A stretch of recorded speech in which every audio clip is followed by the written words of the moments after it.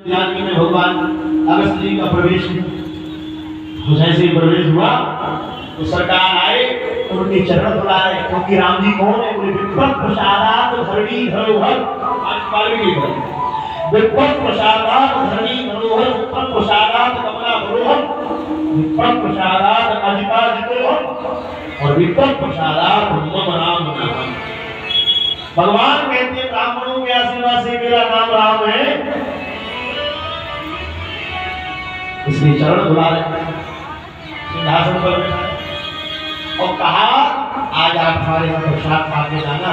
किशोरी जानकी से कहते बोले सुनो, तुम कहते थी कोई ब्राह्मण नहीं है भोजन कराने के लिए, तो सुनो आज बड़ी नक्षत्र कहा गुरु जी पाएंगे। तो जानकी जी सीधी गई भोजन बनाने रसोई में। कहाँ गई माता? रसोई। सो राम जी गुरु जी की तरफ देखकर कहते बोले सुनो सारी लीला दिखा देना, इसको बहुत अद्भुत बनाना। गुरु जी का बोला दिखा दी। तो ही आसन पर बैठे हैं, सामने चौकी रखी है, जानकी जी भोजन जहाँ बनाने गई है उसका नाम है रसोई। अच्छा पहले जहाँ भोजन बनता था उसको कहते थे रसोई, अब क्या कहते? पहले रसोई में भोजन बनता था तो रस बरसता था, किचन में बिस्किट हो रही बिल्कुल रस नहीं आता, कोई रस नहीं। और मेरी माँ रसोई में जाती है, मेरी माँ रसोई में प्रवेश करी और भोजन बनाकर मेरी माँ महाराज जी सोने के थाल में लेकर आई है। रघुनाथ जी की अर्धांगिनी है और सोने के थाल में लेकर जैसे मेरी माँ गुरु जी के सामने रखा, गुरु जी के सामने जैसे रखा, गुरु जी देखकर हंसने लगे। जानकी जी कहती हंस कौन है? कोई इसलिए हंस रहा है इतने से भोजन से हमारा होगा, इतने से भोजन से हो। तो जानकी जी कहती घबरा मत, इतना और सुनो सोने के पात्र बनाए।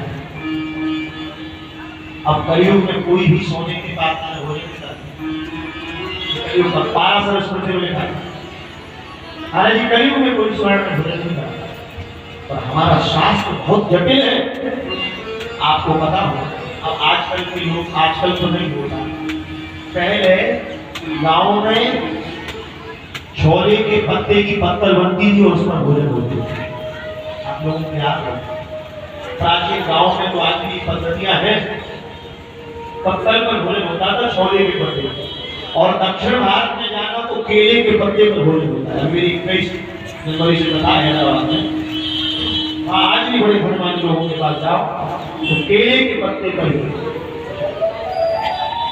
तो हम सोचते थे ऐसा क्यों, पर हमने अपने गुरुदेव के चरण कमलों की कृपा से भक्ष्यावक्ष नाम के ग्रंथ में महाराज जी कहा केले के और छोले के पत्ते पर भोजन करने से और कराने से सोने के पात्र में भोजन कराने का मन करता है। जो फल सोने के पात्र में भोजन से मिलता है वही गुण केले पर और छोले पर भोजन से।